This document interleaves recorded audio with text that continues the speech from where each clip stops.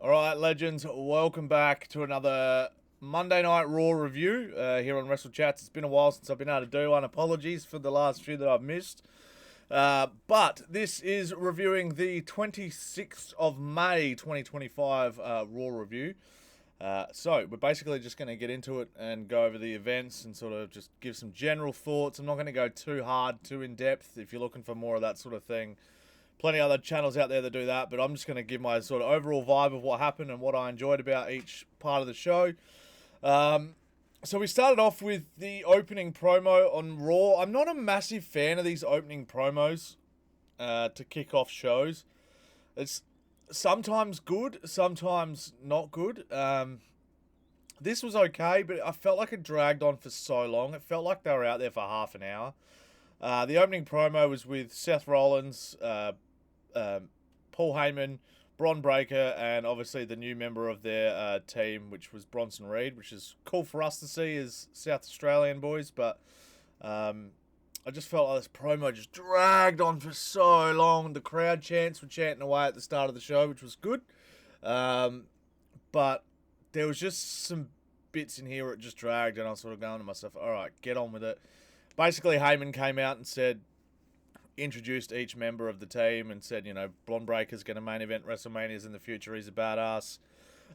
Bronson Reed basically made such an impression when he kicked the crap out of Seth Rollins before that we had to have him basically, and then gave the mic to Rollins, who said he's going to be entering himself into a Money in the Bank qualifier.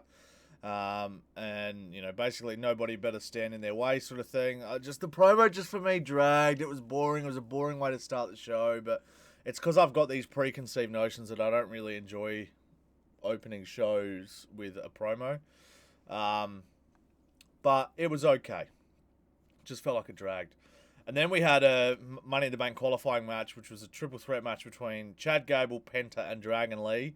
And oh my god, I hope Chad Gable's okay. There are some spots in this match where, I think 3 times where he copped some real nasty punishment, but the match was so damn good. This is match of the night by an absolute mile.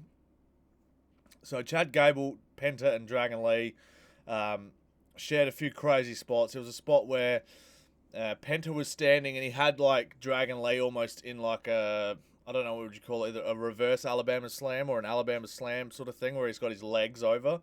And then he ended up managing to get Gable at the same time into like a pile driver hold almost. And then at the same time dropped down. So like the Dragon Lee fell off the back and then Gable landed right on the tip of his head, looking back like that, hit the ground.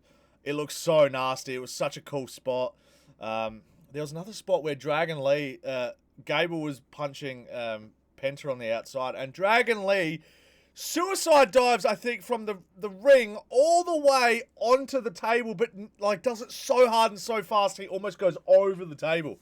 It was one of the most insane spots I've ever seen in my life. If you haven't seen that, go and watch it. And then the end of the match, Gable, they were promoting the Worlds Collide show with not Vampiro, what's his name? Oh, Vikingo, on the side of the ring.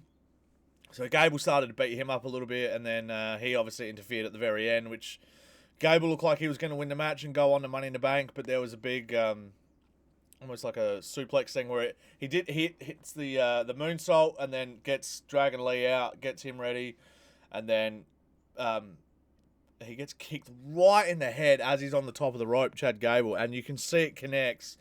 And so he falls off, and then Penta ends up winning. But man, Gable got kicked so hard as they are filming the pinfall. You can see the blood on his head just start to appear. It was just a kick that, the part of his shoe, there might have been something metal on it that caught Gable. And oh man, you could see him grab it straight away. And like, it wasn't like a cell grab. It was like, oh shit, that hurt. And yeah, he had all blood coming out of his head. So man, Gable's been putting in such good work. He really does deserve some, some pushes later in the year. I love the work that Gable puts in. I think everybody does.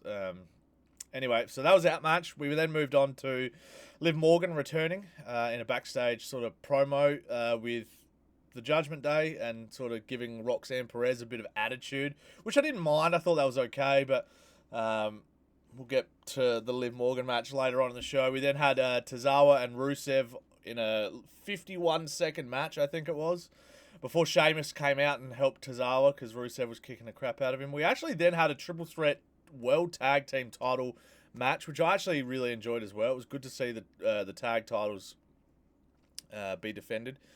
Are they ever going to put these tag titles on a main show though? Like, it feels like the tag titles never get to be on a pay-per-view except maybe WrestleMania. But there were some good spots here too. Kofi Kingston and Xavier Woods defended the tag titles against the War Raiders and Alpha Academy, and there were some really good spots here. I like the finish of the match. The finish was the New Day and the Alpha Academy were kind of teaming up to try and get rid of the War Raiders, and once they'd done that, there was a spot on the outside where Ivar does that cross body onto the LED screen where Kofi Kingston was sitting there, and they had the perfectly timed the LED glitches. They timed that perfectly. But the final spot was it Creed, who does like the double knees up on the top rope, falls down on his back, and then Xavier Woods just jumps right on top of him and pins him. They couldn't have timed it any perfectly. I thought the finish to the match was really, really good. So the New Day retain. But that's definitely a match worth watching. If you haven't seen it, go watch it. It was a fun match to watch. I'm so over the War Raiders. But this match was actually quite entertaining and fun to watch. And then we had a Jey Uso and Gunther promo as well. Basically, Gunther saying all the same things he said the last few weeks, that, you know, Jey Uso's not really championship worthy and that he is, and stuff like that. And Jey Uso kind of got like a little bit emotional. It felt like to me like Uso forgot his words for a second. I'm not 100% sure. But yeah, there was just a couple of moments there where you could see Gunther mouthing along with Jey as Jey was talking, which is something that drives me nuts, because then you know it's like scripted. It takes you out of it. But yeah, then Jey just basically said, I'm not, I'm going to fight for everybody and fight for my... Because Gunther was saying you should fight for yourself, not fight for anybody else. That's why I've been a champion for so long. And then Jey sort of came and just said, look, that's my strength is, I fight for them. I fight for my friends. I fight for my family. And then that was kind of it. And then we had Kairi Sane versus Liv Morgan. Oh! On Raw. This was so hard to watch. Kairi Sane's had a nightmare return to the main roster. There was a few spots where she just, especially the ending of the match was just completely butched. She tried to do this not like a sunset flip style move, but she was trying to go for the Alabama Slam on Liv Morgan, and she just couldn't get her. She fell into this weird pin on Liv, and then Liv kicks out, but then they do it again in the other corner, and she hits the Alabama Slam, but it was really weak, and just it looked terrible. And then the interference from Raquel and Roxanne on the outside caused Liv to lose, but it was just painful. I don't know what they were thinking. They should have moved on to another... It was hard to watch. So Kairi Sane, the injury last week to Zoe Stark was horrible. And Kairi Sane this week again, so she ate the pinfall last week. She got the win this week, but it was just a horrendously ugly win. Didn't like it at all. And then we had the Karrion Kross and Sami Zayn little promo back on Raw. Karrion said, you should have taken the world title opportunity over on SmackDown, but then Sami said, I'm going to do it my own way, and then Kross basically just yapped at him that you're never going to win a world title. And Sami Zayn said, I'll deal with you later. And then that was it between them. And then we had the main event, which was a bit of a banger. Really enjoyed it. Sami Zayn, Seth Rollins, Finn Balor for the second last Money in the Bank spot for the men's.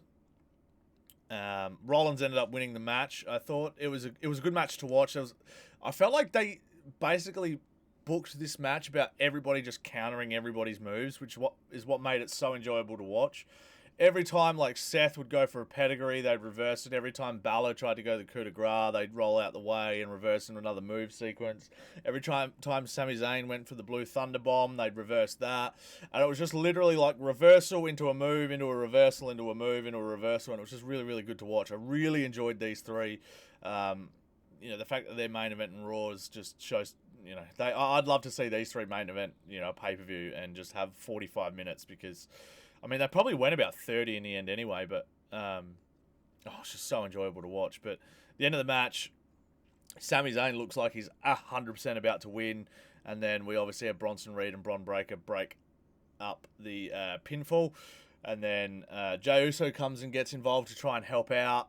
Doesn't really work because he's 2-on-1, and then Dom slides the chair right into the middle of the ring. So you've got Finn Balor on one side, you've got Seth on one side. Dom, just like with Liv and Rhea, slides the chair into the middle of the ring, and then Finn goes to pick it up. As he goes to pick it up, Seth stomps him. 1, 2, 3. Seth is going to Money in the Bank to be in the ladder match, and Balor misses out yet again, which was very disappointing. I think everybody wanted Balor to win in some form or fashion, but then at the very end of the match, the bad guys kind of get on top, but then CM Punk's music hits at the very, very last second of the show. The boys walk up the ramp to go and get him, but he actually pops out the back, hits Seth with a GTS, and then runs off before they can catch him. So it was a good match. Enjoyed it. But, yeah, Sami Zayn looked like he was going to win before he got taken out. And then, obviously, Balor looked like he was going to win before Dom.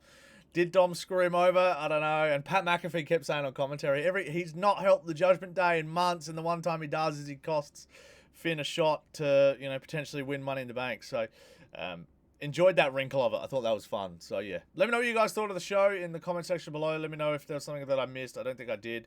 I just wrote my notes down here. But, yeah, I enjoyed it. I'd give it about a 7 out of 10. I didn't think it was amazing. I thought there were some spots in there that were really, really hard to watch.